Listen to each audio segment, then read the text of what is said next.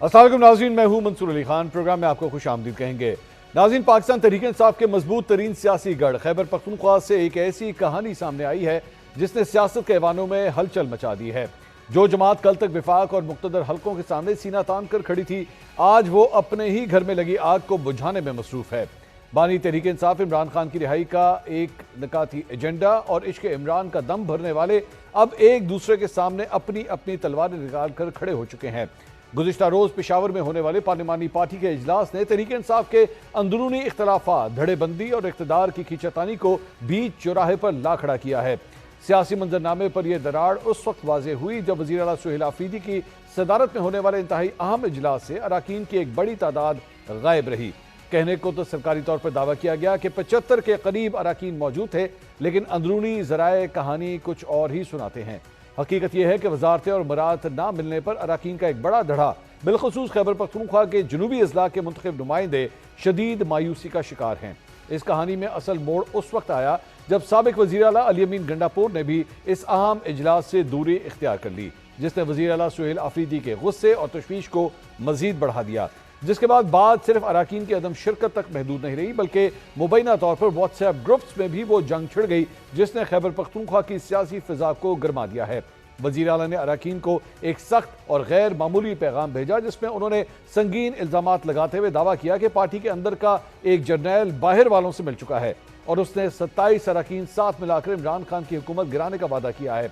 इस इल्ज़ाम पर साबिक वज़ीर आला अली अमीन गंडापुर भी खामोश न रह सके और उन्होंने मुबैना तौर पर जवाब देते हुए कहा कि वज़ीर आला से सूबा तो संभाला नहीं जा रहा और वो दूसरों पर गद्दारी के लेबल लगा रहे हैं।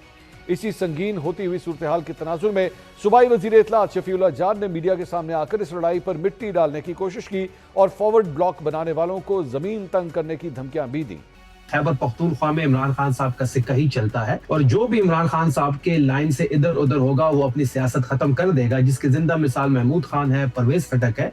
अगर कोई एक भी इस किस्म की हरकत करेगा तो खैबर पख्तूनख्वा की जमीन उस पर तंग कर दी जाएगी।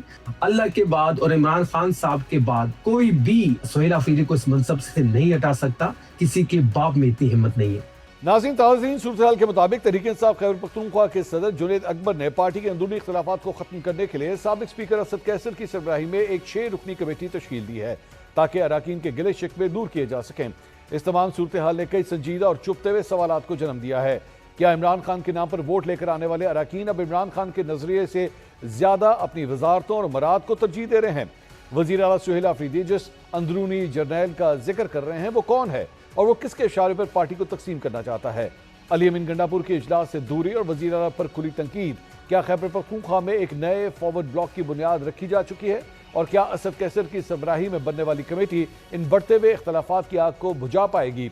इसी पे मजीद बात करेंगे। हमारे साथ मौजूद हैं इस वक्त मेंबर कौमी असम्बली शेख अफजल मरवत साहब और पाकिस्तान तहरीक इंसाफ के रहनुमा, उनके खैबर पख्तूनख्वा से तर्जुमान शौकत यूसुफजई साहब। दोनों मेहमानों का बहुत बहुत शुक्रिया। सबसे पहले शौकत यूसुफजई साहब, आपसे जानना चाहेंगे, कल ये अहम इजलास आपकी पार्टी की जानिब से जो है वो बुलाया गया, बड़ी तादाद में लोग वहाँ से गैर हाजिर रहे और अब ये कहा जा रहा है कि जनाब कोई एक फॉरवर्ड ब्लॉक जो है वो मौजूदा हुकूमत के खिलाफ, आपकी हुकूमत के खिलाफ, आपकी पार्टी के अंदर ही बनने जा रहा है। क्या अपडेट्स हैं आपके पास? बिस्मिल्लाह, बहुत शुक्रिया। देखें, ये जब भी बजट करीब आता है ना तो इस तरह की अफवाहें भी उड़ती हैं, इस तरह की चीज़ें भी सामने आती हैं, लेकिन एक्चुअली देखें, इससे पहले भी जब भी पार्लिमानी पार्टी का इजलास हुआ है, हम रूटीन के अंदर भी तो बहुत 50% से लोग कम आते हैं और इसका ये हरगिज मतलब नहीं होता है कि ये जो सारे लोग रह गए हैं ये नाराज हैं। अच्छा जी। क्योंकि हमारे हलके बहुत दूर दूर हैं और उस दूरी की वजह से बहुत सारे लोग नहीं आ पा सकते, उनकी अपनी कोई कमिटमेंट्स होती हैं। जहां तक नाराजगी की बात है, देखिए कोई ऐसी पार्टी नहीं है जिसमें नाराजगियां नहीं होंगी और कोई इख्तिलाफात नहीं होंगे, बिल्कुल होंगे। और मैं आज बिल्कुल कहता हूं कि जी नाराजगी भी है, इख्तिलाफात भी हैं, लेकिन ऐसे इख्तिलाफात नहीं है कि जिसको ये कहा जाए कि जी फॉरवर्ड ब्लॉक बन रहा है। फॉरवर्ड अच्छा। ब्लॉक नहीं बन सकता, इसलिए नहीं बन सकता कि खैबर पख्तूनख्वा में अगर किसी ने सियासत करनी होती है तो वो इमरान खान के अलावा तो सियासत हो नहीं सकती है। अब अगर अली अमीन गंडापुर साहब जो है वो एक वर्कर आदमी है और वो अगर वजारत छोड़े हैं तो जाहिर है इमरान खान के कहने के ऊपर उन्होंने वजारत छोड़ दी। और अब ये जो सुहेल अफरीदी साहब आए, जाहिर है इनको भी इमरान खान ने नामजद किया है और एक प्रोसेस के जरिए वजीर आला बने। تو یہ چیزیں جو ہوتی ہے نا، دیکھیں جب بھی یہ جو شور مچتا ہے بجٹ کے بعد، وہ اس لیے ہوتا ہے، میں خود ممبر رہا ہوں، کہ زیادہ تر لوگوں کا یہ خیال ہوتا ہے کہ شاید ہم اپنی ناراضگی کا اظہار کر کے اپنے حلقے کے لیے کچھ زیادہ چیزیں حاصل کر سکتے ہیں، فنڈ زیادہ لے سکتے ہیں. ٹھیک. تو یہ ایک طریقہ کار ہوتا ہے اور ہمیشہ سے ہوا ہے. پرویز خٹک صاحب کے دور میں ہم دیکھتے تھے جی بہت بڑا گروپ ناراض ہے، اسی طرح محمود خان کے دور میں بھی یہی باتیں چلتی رہی. اور یہی ہوتا ہے کہ سی ایم جو ہے وہ فون کر لیتا ہے، وہ ممبر آ جاتا ہے، ان کی گریونسز ہے وہ سن لیتے ہیں. زیادہ سے زیادہ یہی ہوتا ہے کہ جی بجٹ میں ہمارے لیے یہ چیز ہو رہی ہے، یہ حلقے کے لیے یہ فلاں چیز تو وہ ہلکے کی سوچ ہوتی ہے. باقی میں نہیں سمجھتا نہیں کہ تو تحریک انصاف میں کوئی شوکت صاحب فرق ہے یا میں شوکت صاحب چلے میں جی. اس کو آپ ہی کے پوائنٹ آف ویو کو اگر میں آگے لے کے چلوں، یہ کتنے لوگ ہیں جو بیسکلی بجٹ بڑھانے کے لیے یا بجٹ میں اپنی اسکیمیں منظور کروانے کے لیے اس وقت ناراضگی کا اظہار کریں؟ چلے میں اس کو اس طرح لے لیتا ہوں. دیکھیں یہ جو 30 کا فگر بتایا جا رہا ہے نا میڈیا کے اوپر، یہ بالکل ٹھیک ہے غلط ہے. ایسی ٹھیک ہے. کوئی بات نہیں ہے. میری دیکھیں میں آپ کو بتاؤں، میری جو ناراض آپ 30 کے فگر کو چھوڑ دیتے ہیں، ہم سائڈ پہ کر دیتے ہیں. آپ بتا دیجئے کیا فگر ہے. دیکھیں 8-10 بندے ہو سکتے ہیں ناراض، اور وہ اچھا بھی میرے 3-4 سے تو میری بات بھی ہوئی ہے. اچھا، ان 8-10 اور میں ان سے کا جو زیادہ وہ تھا، وہ یہی تھا جو میں نے آپ کو بیان کیا کہ جی ہم آئے ہیں، سی ایم ہم سے ملاقات نہیں کیے، فلاں نہیں کیا. تو وہ دیکھیں بعض اوقات ہوتا ہے، ہم بھی آتے ہیں اور لوگ بھی آتے ہیں، جاتے تھے سی ایم کے پاس، وہ ٹائم بھی دے دیتا، وہ بعد میں ان کی کوئی اور مصروفیات آ جاتی. تو یہ ہوتا ہے، وہ پھر یہاں تک پہنچ جاتی ہے بات، جو یہ بجٹ کا اس سیشن میں آتا ہے یہ نا، جو 8-10 تو لوگ ہیں یہاں شوکت صاحب، یہ جو 8-10 لوگ ہیں، اس میں علی امین گنڈا پور صاحب بھی شامل ہیں؟ نہیں علی امین گنڈاپور صاحب کا یہ ایشو نہیں ہے سر. وہ یہ ایسے کوئی بات نہیں ہے. وہ دیکھیں یہ وہ کیا غلط ایشو ہے فہمیاں ان ہو کا؟ جاتی ہے نا، غلط فہمی سر، غلط فہمی ہے. غلط فہمی ہے، اور اس غلط فہمی کے لیے کمیٹی بن گئی ہے. انشاءاللہ آپ دیکھیں گے 2-3 دنوں میں یہ 8-10 لوگ جو ناراض ہیں یہ بھی ایک پلیٹ فارم پہ ہوں گے. ٹھیک ہے. اور میں اتنے دور نہیں جاتا ہوں. کل کا میں آپ کو بتا رہا ہوں، جو جی جی. منگل کا دن ہے، اڈیالہ جیل کے سامنے جن کو ناراض کہا جا رہا ہے وہ بھی وہاں موجود ہوں گے، اچھا جو راضی ہے وہ بھی موجود ہوں گے. تو جو اصل ایشو ہے وہ تو کہیں نہیں جا رہا ہے. وہ تو بالکل جو میں آپ کو یقین دلاتا ہوں کہ جو عمران خان کے حوالے سے تو کوئی اختلاف نہیں ہے. چلے میں اوکے ان کے حوالے سے ہمیشہ یہ اختلافات ہم نے دیکھے ہیں، یہ پہلی دفعہ نہیں ہوا ہے. ٹھیک ہے. پچھلے جو وزراء اعلیٰ تھے ان کے دور میں، لیکن جب وہ مل بیٹھتے ہیں، جیسے آج وزیر اعلیٰ نے 2-3 ممبران کو ملاقات بھی کی ان سے، تو وہ ٹھیک ہو گئے، راضی ہو گئے، بات ختم ہو گئی. چلے میں آخری سوال صرف اس پہ بتا دیجیے، چند نمبرز کے مطابق یہ 30 نہیں ہے، مطلب کچھ جگہوں پہ تو 34 بھی کہا گیا، کچھ پہ 30 کہا گیا، کچھ پہ 25 کہا گیا. کتنے لوگ غیر حاضر تھے؟ صرف مجھے نمبر بتا دیجیے کل کا. سر میں دیکھیں ہو سکتا ہے 20-25 غیر حاضر ہو، لیکن میں آپ کو اگین کہتا ہوں کہ اس کا یہ مطلب نہ لیا جائے کہ وہ کہیں فارورڈ بلاک ہیں. یہ بالکل میں اس سے اتفاق اس لیے نہیں کرتا ہوں کہ اس سے پہلے بھی یہ چیزیں ہوتی رہی. میں جب پارلیمنٹری افیئرز کا منسٹر تھا، میرے ذمہ تھے کہ جی پارلیمانی پارٹی کو چیئر کرے، تو کبھی بھی لوگ جو ہے نا وہ 50% سے زیادہ آتے بھی نہیں تھے. اوکے. تو اس کا ہرگز یہ مطلب نہ لیا جائے کہ وہ جو ہے نا یہ کوئی گروپ بن رہا ہے یا کوئی وہ. ٹھیک ہے. یہ ساری چیزیں آپ دیکھیں گے ودن 2-3 days ریزالو یہ ہو جائیں ساری گے، چیزیں آپ کے سامنے ریزالو ہو انشاءاللہ جائیں حل گے. ہوتی ہیں. شیخ مروت صاحب، آپ جو وزیر اعلیٰ سہیل آفریدی صاحب ہیں ان کے حوالے سے آپ ویسے ہی ایک لیگل موو بھی آلریڈی جو ہے وہ پلان کر چکے ہیں. اب یہ ایک نمبر بھی نظر آ رہا ہے، گنڈا پور صاحب کی ناراضگی بھی سامنے نظر آ رہی ہے. شوکت یوسفزئی صاحب کی بات آپ نے آلریڈی سن بھی لی ہوگی. یہ کس حد تک سیریس معاملہ ہے، یا آپ کے خیال میں میڈیا کے اندر بلا وجہ کی ہائپ آ گئی ہے اس معاملے پہ؟ بہت شکریہ منصور صاحب مدعو کرنے کا. یہ آپ اس کو فارورڈ بلاک کے الفاظ سے تشبیہ دے رہے ہیں. میرا خیال ہے کہ یہ فارورڈ بلاک سے بھی آگے کی بات ہے. اچھا. جو تقسیم ہے آج کل پارٹی میں خیبر پختونخوا میں، وہ بیسیکلی پہلے وزیر اعلیٰ علی امین خان گنڈاپور کے دور میں بھی یہ گروپنگ تھی، لیکن آج بھی ہے.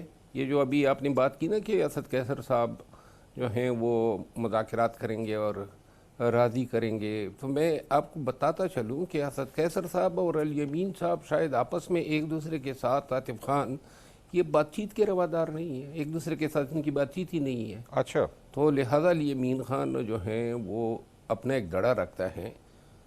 سہیل آفریدی صاحب جو ہیں وزیر اعلیٰ بننے کے بعد انہوں نے بھی اپنی پوزیشن مضبوط کی ہے، لیکن تیسرا دڑا جو ہے وہ عاطف خان، اسد قیصر صاحب اور جنید اکبر صاحب کا ہے. اچھا. اور اس کے علاوہ کچھ اور خواہش مند ہیں جن کا خیال ہے کہ شاید اگر خان ہی سہیل آفریدی صاحب کو ہٹاتے ہیں تو ان کی لاٹری کھل سکتی ہے.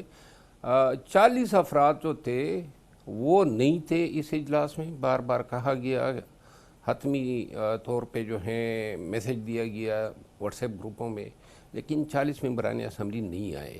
اور میں آپ کو عرض کر دوں کہ اس میں کچھ جو لوگ ہیں ان کی ناراضگی بجا بھی ہے, کیونکہ اگر آپ 2018 کا ٹرن اوور دیکھ لیں, پھر ابھی علی امین خان کا دیکھ لیں, اور پھر سہیل افریدی صاحب کا دیکھ لیں, ان میں وزراء کے 80% چہرے وہی ہے.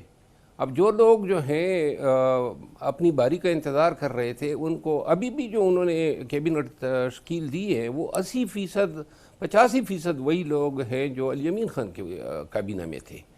تو لہذا ان چیزوں سے لازماً پی ٹی آئی میں ایک یہ بھی ہیں کہ اگر آپ کسی کے ساتھ وعدہ وعید کر لیتے ہیں کہ جی آپ کو میں کیبنٹ میں لوں گا, اور پھر پورا نہیں کرتے ہیں, تو یہ پسند نہیں کی جاتی ہیں. اور میں آج کل پاکستان تحریک انصاف خیبر پختونخوا کے حوالے سے یہ نتیجہ اخذ کر رہا ہوں کہ وزارت کی دوڑ لگی ہے, سب وزارتوں کے پیچھے ہیں, سب مناصب کے متلاشی ہیں. اور اچھا ویسے مروت صاحب یہ جو آپ بات کہہ رہے ہیں, یہ جو آپ بات کہہ رہے ہیں کہ جی سب وزارتوں کے پیچھے ہیں, ہارڈ کور پالیٹکس تو ویسے ہی ہوتی ہے, مطلب ایسا ہی ہوتا ہے کہ ہر کسی کی خواہش ہوتی ہے کہ میں وزیر بنوں, اور وہ کوشش بھی یہی کرتا ہے. تو کیا اس کو ہم ایک برے سینس میں اس کو لیں کہ جناب آپ یہ کیوں یہ کوشش کر رہے ہیں؟ یہ تو تمام جماعتوں, تمام حکومتوں میں چلتا ہے اسی طرح ہی. بالکل چلتا ہے, اور پی ٹی آئی میں سفارش پہ اور میرٹ کے برعکس ایسی تقرریاں بہت ہی زیادہ عام ہیں. ہمیشہ جو وزیر لگتے ہیں ان کے اپنے کنیکشنز ہوتے ہیں, ان کے اپنے روابط ہوتے ہیں جو ان کو کابینہ میں پہنچا دیتے ہیں. یہاں پہ اہلیت, تعلیم, کوالیفیکیشن, ڈگری, اوریٹری, یہ مدبر ہونا, یہ چیزیں کاؤنٹ نہیں کرتی ہیں. چند وزراء تو ایسے ہیں جو اردو میں بات تک نہیں کر سکتے ہیں, اور یہ معیار ہیں کہ اور جہاں تک یہ اب جس حالت میں پارٹی ہے, اگر آج خان کے لیے کوئی بھی شخص اپنی خواہشات پہ پاؤں رکھ دے, اور ایب نارمل حالات سے پارٹی جو ہیں دو چار ہیں, تو ان حالات میں قربانی کا تقاضا تو کرتے ہیں. لیکن اگر کوئی نہیں کرتا ہے قربانی اس دور میں, اور اپنے لالچ میں یا اپنے گریڈ میں جو ہیں وہ ٹکر دینا چاہتا ہے, تو میں سمجھتا ہوں کہ شاید اس شخص کے اپنے پارٹ پہ جو ہیں کمزوری ہے.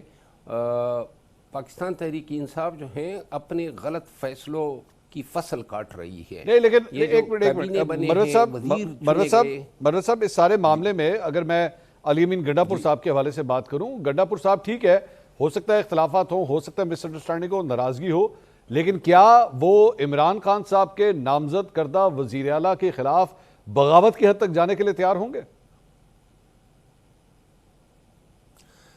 دیکھیں میں آپ کو کل کے بتا دوں کہ سہیل افریدی صاحب اور علی امین خان ایک دوسرے کے بالکل دشمن بنے ہوئے ہیں.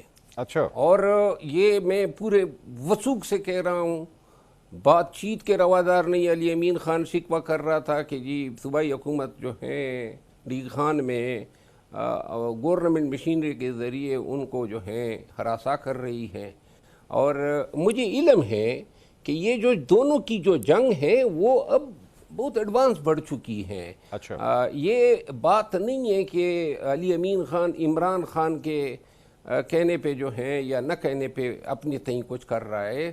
انہوں نے تو اس وقت کر دیا جب خان نے کہا استعفیٰ دو, پھر انہوں نے پارلیمانی کمیٹی کا اجلاس اور پھر حکومت سازی میں جو ہیں کافی انہوں نے سپورٹ دیا. لیکن اس کے بعد جو ہے میرا خیال یہ ہے کہ وقت گزرنے کے ساتھ ایسے معاملات آ گئے کہ شاید یہ احساس جو ہے ہونے لگا کہ وزارت اعلیٰ جو ہے وہ چھوڑ کے شاید غلطی کی ہے.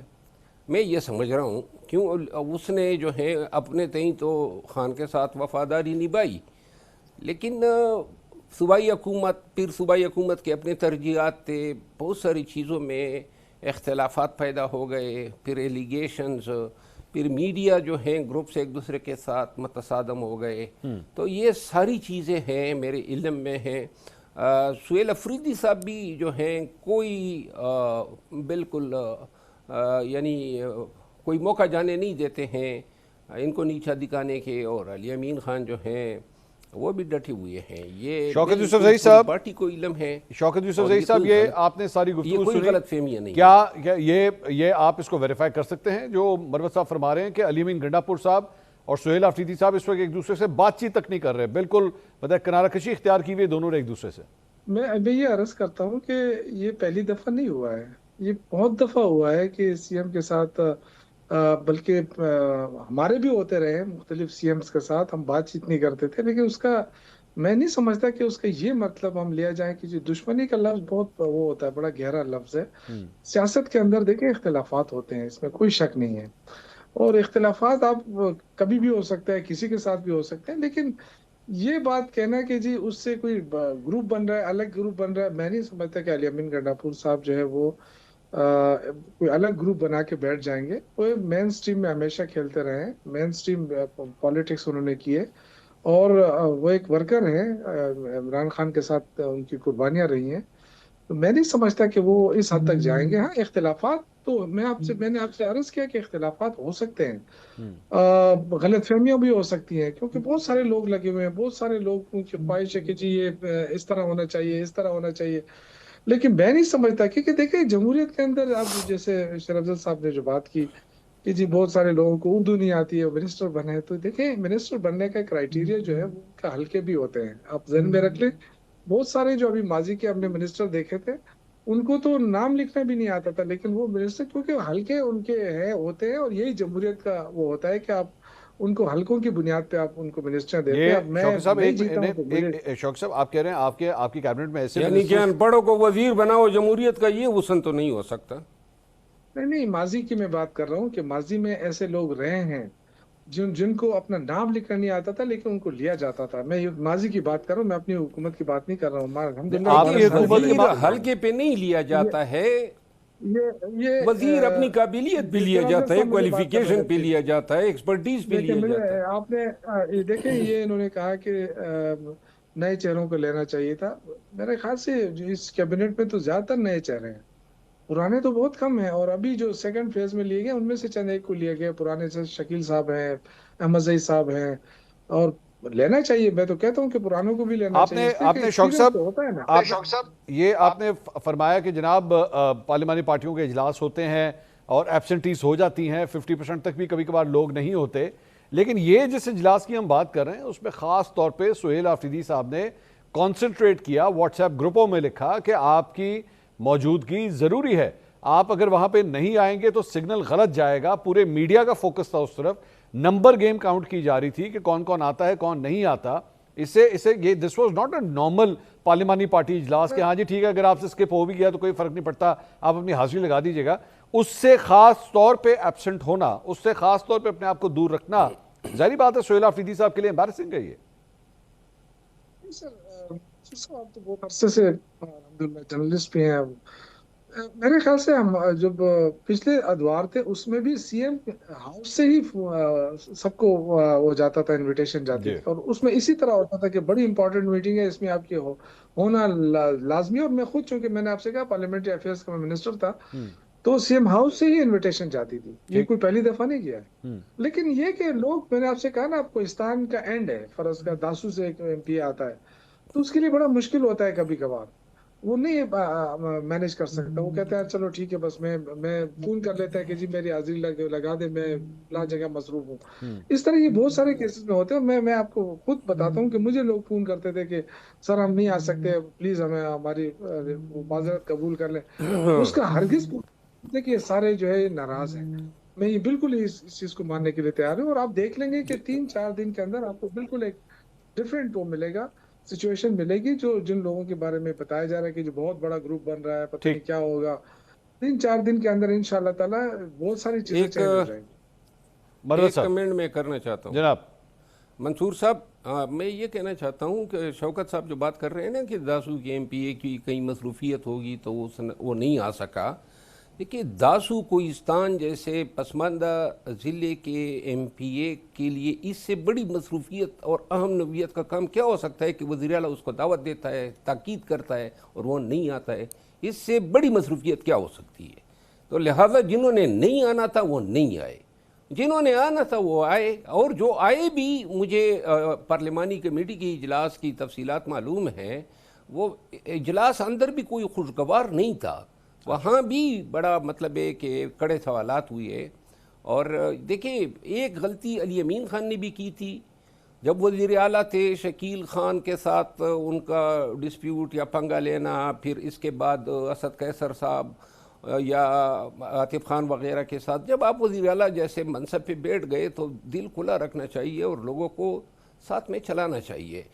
سہیل افریدی صاحب نے بھی وزیر اعلیٰ بننے کے بعد انہی غلطیوں کا ارتکاب شروع کیا، اور یہ بجائے اس کے کہ وہ علی امین خان جو ہے وہ لازماً فیل کر رہا ہوگا کہ اس سے وزارت اعلیٰ گئی ہے، تو لہذا وہ اس کو ساتھ چلا سکتے تھے، لیکن مروت صاحب یہاں تک نہ آتی۔ مروت صاحب یہ آپ نے اس سے پہلے بھی آپ نے بات کی علی امین گنڈا پور صاحب کی کہ ہو سکتا ہے وزارت اعلیٰ چھوڑ کے جو ہے وہ پچھتا رہے ہوں کہ نہیں چھوڑنی چاہیے تھی، ابھی بھی آپ کہہ رہے ہیں کہ وہ جب وزیر اعلیٰ تھے تو ان کو ان فلاں گروپس کے ساتھ جو ہے وہ ایشوز نہیں کرنے چاہیے تھے، لیکن یہ بھی حقیقت ہے کہ آپ نے اس پٹیشن کی بات کی کہ جناب ان کو جو ہے وہ غلط طریقے سے ہٹایا گیا، اور سہیل افریدی صاحب جو ہیں ان کا جو نامنیشن تھا وہ غلط طریقے سے تھا، نہیں ہونا چاہیے تھا۔ علی امین گنڈا پور صاحب نے آپ کے خلاف ہی بیان دے دیا، انہوں نے کہا میں نے چھوڑا، کپتان کے کہنے کے اوپر چھوڑا، اپنی مرضی سے چھوڑا، اور میں اس فیصلے کا پوری طرح رسپیکٹ کرتا ہوں۔ تو آپ کے انالیسز علی امین گنڈا پور صاحب کے حوالے سے کیا وہ غلط نہیں ثابت ہوئے؟ دیکھیں علی امین خان کو تو میں نے اس رات بھی کہا جس رات یہ استعفیٰ دے رہا تھا، میں نے خود انہیں کہا کہ مت دو، یہ میری ذاتی ایک رائے تھی۔ عمران خان کے کہنے کے باوجود نہ دو، لوگوں نے ان کو کہا 25 میں دیکھیں آپ سمجھتے ہیں کہ میں ایک ڈیفرنٹ ٹائپ کا آدمی ہوں، میرے لیے جو ہیں زمینی حقائق جو ہیں زیادہ میٹر کرتے ہیں۔ آپ ذرا تھوڑا سا یہ دیکھ لینا کہ علی امین خان کے استعفیٰ دینے کے بعد اور کے پی میں نئی حکومت کے بعد سے لے کر آج تک جو ڈیولپمنٹس ہوئی ہیں، پارٹی جو ہیں وہ دن بدن جو ہیں کمزور ہوتی جا رہی ہیں۔ خیبر پختونخوا کبھی جو ہے پولیٹیکل ایکٹیویٹی کا گڑھ ہوا کرتا تھا، وہاں سے قافلے جو ہیں بنتے تھے، پولیٹیکل ایک تحریک میں روح پونک کی جاتی تھی، وہ ساری چیزیں بتدریج جو ہیں وہ غائب ہوتی جا رہی ہے۔ مروت صاحب وہ کوئی بھی فیصلہ ہو، وہ اس کے اچھے فیکٹس ہیں، برے فیکٹس ہیں، کچھ بھی ہیں، رسپانسبل تو عمران خان ہے نا، ان کے نام کا ووٹ ڈلا ہے، خیبر پختونخوا کے لوگوں نے ان تمام ایم پی ایس کو اس بات کا ووٹ دیا ہے، وہ سیاہ کریں سفید کریں، رسپانسبل تو عمران خان ہے۔ تو عمران خان صاحب کے حکم کو جو ہے وہ علی امین گنڈا پور یا سہیل افریدی دونوں ہی کس طرح منع کریں؟ میں اس آرگومنٹ کو بائی نہیں کرتا ہوں۔ ٹھیک ہے، یہ ماضی میں بھی اس طرح غلطیاں ہوئی نا، بزدار پہ کسی نے جو ہے اس کی نامزدگی پہ کوئی عذر نہیں اٹھایا، محمود خان پہ کسی نے عذر نہیں اٹھایا، اسمبلیاں توڑنے پہ کسی نے عذر نہیں اٹھایا، حکومت گرانے پہ جو ہیں 2022 میں کسی نے عذر نہیں اٹھایا۔ آج تاریخ بتاتی ہے سارے غلط فیصلے تھے۔ تو ایک اگر کوئی فیصلہ غلط آتا ہے، ابھی وہ کہہ رہے ہیں کہ جی پارلیمانی کمیٹیوں سے جو ہیں آپ مستفی ہو جائیں۔ مروت صاحب میری بات کا مائنڈ نہ کیجئے گا، لیکن آپ کی نومنیشن کے حوالے سے بھی تو بہت سے آپ کے مخالفین یہ کہتے ہیں کہ اس پہ بھی اعتراض اٹھانا چاہیے تھا، کپتان کو آپ کو ترجمان نہیں بنانا چاہیے تھا، آپ کو کیمپین کو لیڈ نہیں کروانے دینا چاہیے تھا، کپتان نے وہ فیصلہ بھی تو کیا نا آخر۔ یہ تو احسان فراموشی ہے، میں نے تو خان کو تو انہوں نے مس گائیڈ کر دیا، ورنہ میں نے جس وقت پارٹی کو کندھا دیا اس وقت تو یہ مردہ گوڑا تھی۔ کس کی احسان فراموشی ہے؟ یہ پوری پارٹی کی احسان فراموشی ہے۔ میں نے تو یہ الیکشن میں جو آپ نے کہا نا، میں نے تو الیکشن کی سیٹ سے 3 دفعہ انکار کیا خان صاحب کو، زبردستی انہوں نے توپا ہے مجھ پہ یہ پارلیمان کے ممبر بننے کا، اور اس کے علاوہ جو میں نے اس پارٹی کے لیے کیا اور پھر جو بدلے میں انہوں نے میرے ساتھ کیا، یہی میرے جیسے لوگوں کے ساتھ اس محسن کش رویے کو دیکھتے ہوئے پارٹی میں آج جب میں ہوا کرتا تھا اس وقت کیا رونقیں ہوتی تھی، کیا جلسے ہوتے تھے، اور پورے پاکستان میں ہوتے تھے۔ اور آپ یقین کریں باہر نکلنے کے بعد میں نے ان کی ملاقاتیں شروع کی، اور 18 دن کے بعد جو ہے خان کے کانوں میں زہر ڈال دیا۔ جب تک یہ نہیں تھے، انڈر گراؤنڈ تھے، تو 1 سال ہمارا صحیح گزرا، ہم نے پوری ملک میں کمپین کی، نہ کوئی کمیٹیاں تھی نہ کوئی روک ٹوک تھی۔ جو ہی یہ باہر آئے تو انہوں نے جناب علی زہر بری گفتگو جو ہے خان کے کانوں میں بہت شکریہ شیر مروت اور صاحب. میں- شوکت یوسف زئی صاحب, ناظرین دونوں رہنماؤں کی گفتگو آپ نے سنی. شوکت یوسف زئی صاحب یہ فرماتے ہیں کہ کل عمران خان صاحب سے ملاقات کا دن ہے اور وہاں پہ جو ناراض ہیں اور جو ناراض نہیں ہیں تمام اراکین وہاں پہ آ جائیں گے اور پتہ لگ جائے گا کہ نمبر اسٹرینتھ کیا ہے. شیر مروت صاحب کہتے ہیں کہ یہ تعداد جو ہے تقریباً 40 افراد کے اوپر مشتمل ہے جو اس وقت ناراض ہیں, لیکن شوکت یوسف زئی صاحب کہتے ہیں کہ شاید یہ 8-10 افراد ہیں, اس سے زیادہ نہیں, اور وہ بھی ان کو بھی جو ہے وہ منا لیا جائے گا. بہرحال میرے خیال میں نمبر گیم جو ہے وہ کل اڈیالہ کے باہر کافی حد تک کلیئر ہو جائے گی کہ وہ اسٹرینتھ کیا بتاتی ہے پاکستان تحریک انصاف کی. نمبر گیمز کی جہاں پہ بات ہو رہی ہے وہیں پہ نمبر گیم کے حوالے سے یہ ہفتہ بڑا اہم ہے, اور اس کی وجہ یہ ہے کہ جو وفاقی بجٹ ہے وہ اس ہفتے پیش کیا جائے گا, اور وہ نمبرز عام عوام کے لیے کیا کچھ لے کر آ رہے ہیں, اچھی خبریں ہیں یا بری خبریں ہیں, اس حوالے سے معیشت پہ اس کے کیا اثرات ہونے جا رہے ہیں, ذرا اسے ڈسکس کریں گے چھوٹے سے بریک کے بعد. ہمارے ساتھ رہیے گا. ناظرین بریک کے بعد ایک بار پھر آپ کو خوش آمدید کہیں گے. نیا وفاقی بجٹ پیش ہونے میں اگرچہ ابھی 4 دن باقی ہیں, لیکن اس کی دستک نے عوام کے دلوں میں خطرے کی گھنٹی بجا دی ہے. 5 جون کو پیش ہونے والا یہ بجٹ بظاہر معاشی اعداد و شمار کا کھیل ہے, مگر حقیقت میں یہ عام آدمی کے کچن کا وہ نقشہ ہے جس میں ریلیف کے بجائے ٹیکسوں کی بھرمار کا ایک نیا طوفان اٹھتا دکھائی دے رہا ہے. جنگ اخبار کی خبر کے مطابق IMF نے حکومت کو مشورہ دیا ہے کہ وہ جنرل سیلز ٹیکس کو 18% سے بڑھا کر 19% کر دے تاکہ اگلے سال کا 15,000 ارب روپے سے زائد کا ٹیکس ہدف پورا کیا جا سکے. اگر اس مشورے پر عمل ہوا تو ملک میں ہر ضرورت کی چیز مہنگی ہو جائے گی, کیونکہ صرف 1% اضافے سے عوام کی جیبوں سے تقریباً 300 ارب روپے اضافی نکالے جائیں گے. حد تو یہ ہے کہ اب وہ سولر پینل جو عوام نے بجلی کے بھاری بلوں سے بچنے کے لیے لگائے اور وہ الیکٹرک گاڑیاں جو پیٹرول کے خرچے سے بچنے کا ذریعہ تھیں, ان پر بھی ٹیکس لگانے کی تیاریاں کی جا رہی ہیں. حیرت انگیز بات یہ ہے کہ حکومت اب ان سہاروں کو بھی نشانہ بنا رہی ہے جو عوام نے اپنی مدد آپ کے تحت تلاش کیے تھے. جہاں بجلی کی بھاری بھرکم بلوں سے تنگ آ کر عام آدمی نے اپنی جمع پونجی سولر پینلز پر لگائی اور پیٹرول کے خرچے سے بچنے کے لیے الیکٹرک اور ہائیبرڈ گاڑیوں کا رخ کیا, وہیں وزارت صنعت و پیداوار نے تصدیق کی ہے کہ ان ماحول دوست ٹیکنالوجیز پر بھی ٹیکس بڑھانے کی تجاویز زیر غور ہے. یہ فیصلہ ایک ایسے وقت میں کیا جا رہا ہے جب مارکیٹ میں آنے والی نئی گاڑیوں میں بڑا حصہ بجلی پر چلنے والی گاڑیوں کا تھا, جن سے ملک کو سالانہ 4.5 ارب ڈالر کے پیٹرول کی بچت ہونا تھی. ڈان اخبار کی ایک رپورٹ کے مطابق پاکستان کی معیشت کو سہارا دینے والی ترسیلات زر میں حالیہ کمی نے بھی خطرے کی گھنٹی بجا دی ہے. مئی کے مہینے میں عید الاضحیٰ پر ہونے کے باوجود اوورسیز پاکستانیوں سے زیادہ پیسے نہیں بھیجے. مارچ میں جہاں 3.8 ارب ڈالر آئے تھے, وہیں اپریل میں اس میں 300 ملین ڈالر کی کمی آ چکی ہے. ان تشویشناک معاشی حالات کے پیش نظر اہم سوال یہ ہے کہ آخر IMF کی شرائط پوری کرنے کے لیے ہمیشہ عام آدمی کو ہی قربانی کا بکرا کیوں بنایا جاتا ہے؟ جب عام آدمی اپنی مدد آپ کے تحت سولر توانائی اور الیکٹرک گاڑیوں کی طرف بڑھ رہا ہے تو کیا ان پر اضافی ٹیکس لگانا درست پالیسی ہوگی؟ اسی پہ مزید بات کریں گے. سینئر معاشی تجزیہ کار مہتاب حیدر صاحب اس وقت ہمارے ساتھ موجود ہے. مہتاب صاحب بہت بہت شکریہ. سب سے پہلے ذرا یہ جو سیل ٹیکس کا معاملہ ہے 18 سے 19% کا, کتنا یہ کنفرم ہے کہ یہ حکومت واقعی اس پہ کرنے جا رہی ہے یا ابھی سوچ و بچار تک ہی بات ہے؟ جی بسم اللہ الرحمن الرحیم. دیکھیں بنیادی طور پر اگر اس مالی سال جو موجودہ مالی سال ہے 2025-26 اس کا جائزہ لیا جائے تو اس سے بات جو ہے وہ اشیاء ہوتی ہے. پارلیمنٹ نے 14,130 ارب روپے کے FBR کے ٹارگٹ کی منظوری دی. ٹھیک, اس میں پہلے 13.979 ٹریلین جو ہے اس کو ڈاؤن ورڈ ریوائز کیا گیا. ٹھیک ہے. لاسٹ ٹائم جب IMF کی ٹیم یہاں پہ آئی تھی اور اس ٹائم حکومت پاکستان نے ان سے ریکویسٹ کی کہ اس ٹارگٹ کو 13,400 یا 13,500 تک ریوائز کر دیا جائے تو IMF نے انکار کر دیا تھا. اسی وجہ سے جو لاسٹ ٹرانچ اپروو ہوئی اور چند دن پہلے IMF کی رپورٹ ایک جائزہ رپورٹ سامنے آئی, اس میں یہ لکھا ہوا ہے کہ جو FBR کا ٹارگٹ ہے اس مالی سال کا وہ 13.979 ٹریلین ہے. ٹھیک. اچھا, جیسے ہی مئی کا فگر سامنے آیا تو اس میں 11 ماہ کے دوران کوئی تقریباً 864 ارب روپے کا شارٹ فال ہے. اب یہ شارٹ فال جب سامنے آیا تو اس سے پہلے کہ میں آپ کو GST کا جواب دوں, جو منسٹری آف فائنانس کے ایڈوائزر ہیں انہوں نے کل ایک ٹویٹ کر دی اور ٹویٹ میں انہوں نے یہ کہا کہ IMF کے ساتھ یہ ایگری کر چکے ہیں کہ جو ہمارا ٹارگٹ ہے وہ 13,000 ارب روپے جو ہے وہ ڈاؤن ورڈ ریوائز ہو کے 13,000 ارب روپے پہ آ چکا ہے. ٹھیک ہے. اور یہ جو مئی کا شارٹ فال ہے وہ صرف 28 ارب روپے ہے اور اس سے زیادہ شارٹ فال نہیں ہے. ٹھیک ہے. لیکن حقیقت یہ ہے کہ اگر آپ ڈاؤن ورڈ ریوائز ٹارگٹ جو آئی ایم ایف نے اپروو کیا تھا اور اپنے ڈاکومنٹ کے اندر لکھا تھا اس کو سامنے رکھیں تو 864 ارب روپے کا شارٹ فال موجود ہے.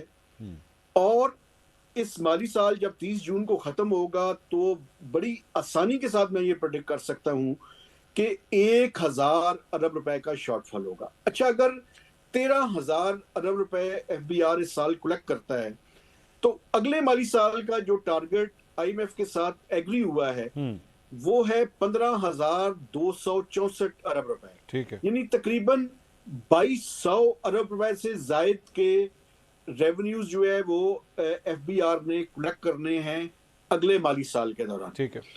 اب اس کو ہم دوسری طرف, اب ایک طرف یہ پکچر ہے, دوسری طرف پکچر یہ ہے کہ حکومت یہ خود مانتی ہے اور ایف بی آر کے لوگ بھی مانتے ہیں کہ سیلریڈ کلاس جو ہے وہ اس کی بس ہو چکی ہے. جو پاکستان کا مینوفیکچرنگ سیکٹر ہے جو جس کو نچوڑا جا رہا ہے اس پہ کچھ سیکٹرز کے اوپر 50% سے لے کے 60% تک ٹیکسز ہے. مثلاً فرسٹ بینکنگ ہے, یا پاکستان میں جو ابھرتے ہوئے جو لوگ زیادہ پیسے بنا رہے ہیں ان کے اوپر جو ہے وہ 50% کم از کم ٹیکس ہے. تمام مہتاب صاحب اب اس کا مطلب ہے کہ جو بھی آپ فگرز شیئر کر رہے ہیں کہ اگلی دفعہ اتنا بڑا اگر ڈفرنس آنے لگا ہے 2,200 ارب روپے کا تقریباً ایک فرق آ رہا ہے تو پھر اس کا مطلب ہے یعنی وہ سیل ٹیکس سے 18 سے 19 کی طرف جانے والی بات جو ہے وہ ریئلسٹک لگتی ہے. اب ان حالات میں تھوڑا سا 1 منٹ اگر مجھے دیں میں ایکسپلین کر دوں. اب سیلریڈ کلاس حکومت چاہتی ہے کہ ان کو بھی جو ہے وہ ٹیکس میں چھوٹ دی جائے. سپر ٹیکس جو ہے جو کہ ہائر انکم بریکٹس کے اوپر ہے ان پہ بھی حکومت چاہتی ہے کہ 2% کی کمی کی جائے. کارپوریٹ سیکٹر جو بزنس مین ہیں وہ چاہتے ہیں جو 29% ہے اسٹینڈرڈ ریٹ اس کو جو ہے وہ 2% کم کیا جائے. تو پھر آئی ایم ایف یہ سوال اٹھاتا ہے کہ آپ یہ بتائیں کہ یہ اگر ساری ہر طرف ریلیف دینی ہے تو یہ جو اگلے مالی سال کا ٹارگٹ ہے 15,264 یہ کہاں سے آئے گا. جب یہ ڈسکشن شروع ہوئی تو وہاں پہ جو نیگوشیٹنگ ٹیم ہے اس کے ٹیبل کے اوپر یہ بات سامنے آئی کہ کیوں نہ جی ایس ٹی کے ریٹ میں 1% اضافہ کر دیا جائے. یہ اس کا بیک گراؤنڈ ہے جس بیک گراؤنڈ کے نتیجے میں یہ بات سامنے آئی ہے. اب حکومت اس کے لیے تیار نہیں ہے, حکومت نے اس کو ریزسٹ کیا ہے. لیکن جب آپ ریٹیلرز کے اوپر پوری طرح سے ٹیکس نہیں نافذ کرنا چاہتے, ایگریکلچر انکم ٹیکس صوبوں کی ڈومین ہے لیکن اس پہ بھی آپ ٹیکس نہیں لگانا چاہتے, تو پھر اس ملک میں سیلریڈ کلاس اور جو فارمل سیکٹر ہے مینوفیکچرنگ اس کے علاوہ کس نے ٹیکس دینا ہے. ٹھیک ہے. اور آسان ترین طریقہ یہی ہے کہ آپ جو انڈائریکٹ ٹیکسز ہیں جس کا بوجھ سب سے زیادہ غریب, متوسط اور فکسڈ انکم گروپ کے اوپر سب سے زیادہ آتا ہے کیونکہ اس نے چیزیں تو کنزیوم کرنی ہے اور انکم بھی اس کی کم ہے, تو 18% سے اس کو 19% کر دیا جائے. اور مہتاب صاحب یہ بتائیے کہ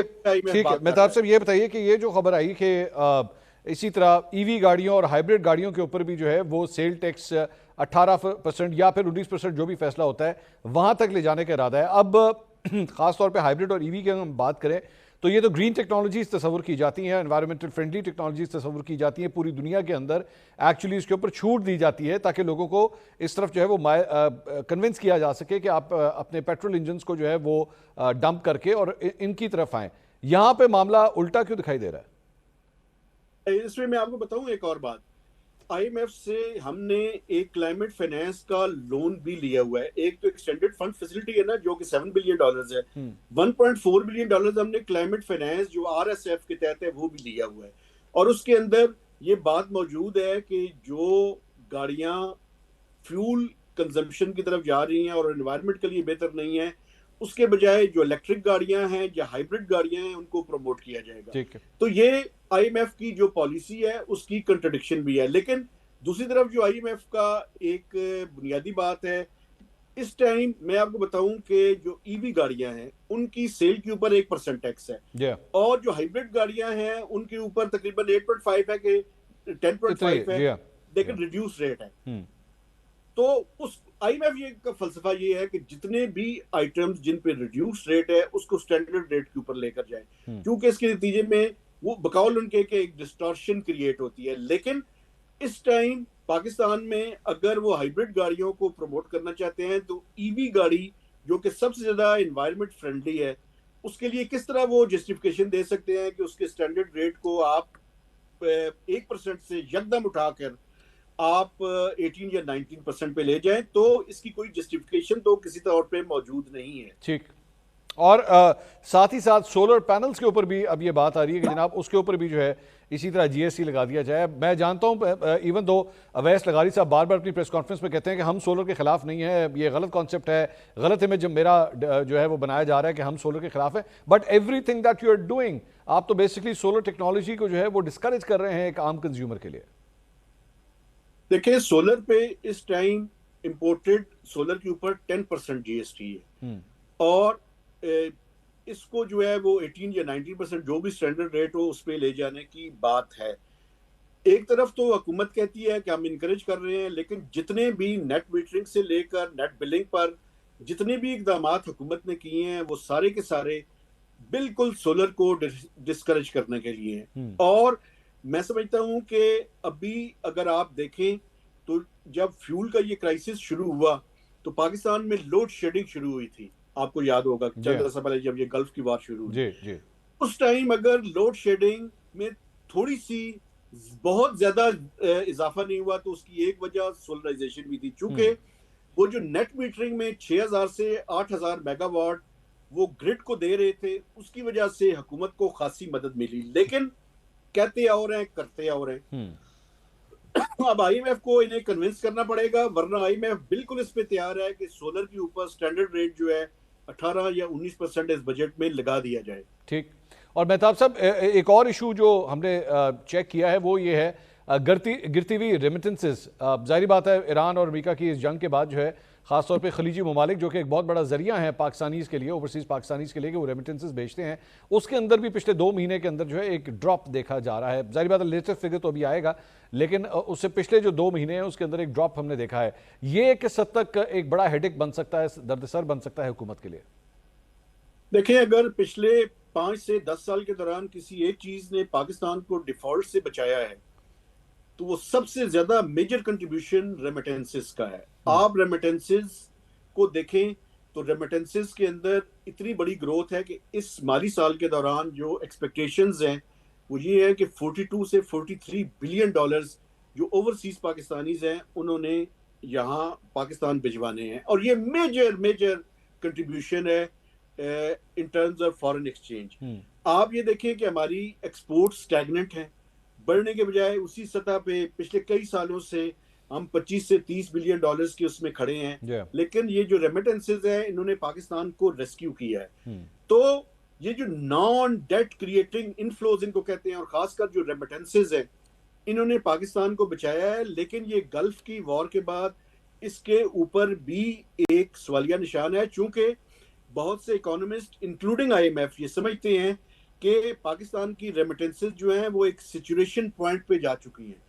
تو ایک طرف تو جو لوگ وہاں پہ کام کر رہے ہیں ان کو پروٹیکشن دینے کی ضرورت ہے، اس کے ساتھ ساتھ ہمیں وہاں پہ گلف کے اندر بھی اور یورپین اور باقی ممالک کے اندر بھی جو اپنی سکلڈ ورک فورس ہے اس کو زیادہ سے زیادہ بھجوانے کی ضرورت ہے، تاکہ وہ جو سکلڈ ورک فورس ہے وہ زیادہ پیسے کمائے اور اپنی ڈسپوزیبل انکم جو ہے وہ پاکستان میں واپس. بہت شکریہ مہتاب حیدر صاحب، سینئر تجزیہ کار، معاشی تجزیہ کار ہمارے ساتھ موجود تھے. ایران امریکہ کی جنگ کے حوالے سے پاکستان کے جو ریمیٹنسز ہیں، جو ترسیلات زر ہیں، اس کے اوپر کیا اثرات ہو رہے ہیں اس کے بارے میں بات کر رہے تھے. لیکن یہ معاملہ آخر اس وقت پہنچا کہاں پہ ہوا ہے؟ ایران اور امریکہ کے جنگ کے حوالے سے معاہدے کی بات ہوتی رہی، پورے عید کے دنوں کے اندر بھی جو ہے یہ خبریں بھی آئیں کہ جناب ایک دوسرے کے اوپر جو ہے وہ حملے بھی کیے گئے ہیں، لیکن ساتھ ہی ساتھ مذاکرات کے حوالے سے، کسی معاہدے کے حوالے سے یہ بھی خبریں آتی رہیں کہ بالکل قریب پہنچ چکے ہیں دونوں فریق. آخر ڈیڈ لاک کدھر ہے، معاملہ کدھر پھنسا ہوا ہے، اس کے بارے میں بات کریں گے ایک بریک کے بعد. ہمارے ساتھ رہیے گا. ناظرین welcome back after the break. Programme میں ایک بار پھر آپ کو خوش آمدید کہیں گے. کچھ بات کریں گے مشرق وسطیٰ کی صورتحال کی. امریکہ اور ایران کے درمیان 7 اپریل کو ہونے والے سیز فائر کے بعد سے خطے میں اب نہ جنگ نہ امن جیسی صورتحال برقرار ہے. اس جمود کو توڑنے اور کسی فیصلے تک پہنچنے کے لیے دونوں ممالک اپنے اپنے ڈرافٹ تیار کر رہے ہیں. گزشتہ ہفتے سفارتی حلقوں میں ایک عبوری ڈرافٹ اور اگلے 60 روز میں مذاکرات کے ذریعے مستقل ڈیل کی باتیں بھی سامنے آئیں. پاکستان اس تنازع میں ایک اہم ثالث کا کردار ادا کر رہا ہے اور اسی سلسلے میں فیلڈ مارشل عاصم منیر اور وفاقی وزیر داخلہ محسن نقوی نے حال ہی میں ایران کا دورہ بھی کیا. تاکہ وہاں کی اعلیٰ قیادت کے ساتھ مل کر اس سفارتی جمود کو توڑا جائے اور دونوں فریقین کو کسی متفقہ معاہدے پر راضی کرنے کی راہ نکالی جا سکے۔ تاہم اس ممکنہ ڈیل کی راہ میں سب سے بڑی رکاوٹ یہ ہے کہ امریکہ اور ایران دونوں اپنے اپنے موقف پر قائم ہیں۔ امریکہ ایران کے جوہری پروگرام پر ضمانتیں اور تجارتی راستوں کی بحالی چاہتا ہے، جبکہ ایران کا اصرار ہے کہ پہلے اس پر عائد معاشی پابندیاں اٹھائی جائیں۔ اسی اہم نقطے پر ڈیڈ لاک کی وجہ سے تاحال کوئی حتمی معاہدہ طے نہیں پایا جا سکا۔ اسی میں مزید بات کریں گے، سینئر جرنلسٹ انس ملک اس وقت ہمارے ساتھ موجود ہیں جو اس معاملے پہ رپورٹ بھی کرتے رہے ہیں۔ انس، پچھلے کئی ہفتوں سے ہم یہ دیکھ رہے ہیں کہ ڈیڈ لاک کی صورتحال برقرار ہے، کوشش کی جا رہی ہے کہ ڈیڈ لاک جو ہے وہ توڑا جا سکے۔ یہاں بھی کہہ دیا گیا کہ نیول بلاکیڈ جو امریکہ کی جانب سے آئی ہے اسے بھی ڈونلڈ ٹرمپ نے کہا کہ جی ہم ختم کرنے کے لیے تیار ہیں اور آبنہ ہرمز جو ہے وہ مکمل طور پہ جو ہے وہ کھولی جا سکے، لیکن اس کے باوجود جو ایک فائنل جسے کہتے ہیں نا نیل ان دی کافن، وہ اب تک سامنے نہیں آ سکا ہے کہ اس جنگ کو باقاعدہ طور پہ یہ کہا جا سکے کہ ڈیل ہو چکی ہے۔ آخر مسئلہ پھنسا کدھر ہوا ہے؟ بہت بہت شکریہ منصور صاحب فار ہیونگ یو آن دا شو۔ میرے خیال سے جو مسئلہ ہے وہ اس وقت امریکی سائڈ کی طرف پھنسا ہوا ہے، کیونکہ ان کو اپنی ڈومیسٹک آڈینس کے لیے کسی طرح کی جیت یا ایلوژن آف وکٹری جسے کہتے ہیں وہ پورٹرے کرنی ہے۔ دونوں سائڈوں کو پتہ ہے کہ جیت یہاں پہ کسی کی نہیں ہے، اور یہی وجہ ہے کہ اب جتنا معاملہ پرولونگ کر رہا ہے وہ امریکی سائڈ کے اوپر اونس، اور اسی اشنا میں ہم دیکھتے ہیں کہ اسرائیل کی جانب سے جو ہے وہ بارہا لبنان کے جو سیز فائر کے معاہدے کی خلاف ورزی کی جا رہی ہے۔ اب سے کچھ دیر قبل ایران کی جو سپاہ سے لنک نیوز ایجنسی ہے، تسنیم نیوز ایجنسی، اس نے یہ بات بتائی کہ ایران نے جو مذاکرات کا سلسلہ ہے یا ایکسچینج آف میسیجز کا سلسلہ ہے وہ معطل کر دیا ہے۔ جو میری ذرائع سے بات ہوئی دونوں سائڈز پہ، انہوں نے کہا جی یہ ٹیمپریری سسپینشن ہے اور یہ ریٹیلیشن میں کی گئی ہے، کیونکہ اسرائیل کی جانب سے جو کانسٹنٹلی لیبنن کے اندر سیز فائر وائلیشن کی جا رہی ہے اس کے تناظر میں پچھلے چند گھنٹوں میں جو ڈیولپمنٹ ہوئی ہے اس میں آج دوپہر تک کہا جا رہا ہے، بتایا جا رہا ہے کہ یہ ایکسچینج آف میسیجز چلتے رہے اور دوپہر کے بعد تقریباً کوئی مڈ آفٹرنون کے اراؤنڈ یہ میسیجز کا سلسلہ وقتی طور پر تھما ہے۔ لیکن ایک بات یہاں پر بڑی امپورٹنٹ ہے، جب میں آپ سے بات کروں اس وقت بھی امریکی سائڈ جو ہے وہ اپنے انٹرلوکیٹر سے، اسرائیلی انٹرلوکیٹر سے بات کر رہی ہے کہ لیبنن کے سیز فائر کو انشور کیا جائے تاکہ یہ پروسیس کسی طرح ڈی ریل یا سکٹل نہیں ہو۔ میرے خیال سے یہ ایک جسے کہتے ہیں سلور لائننگ ہے، وہ ہمیں نظر آتی ہے۔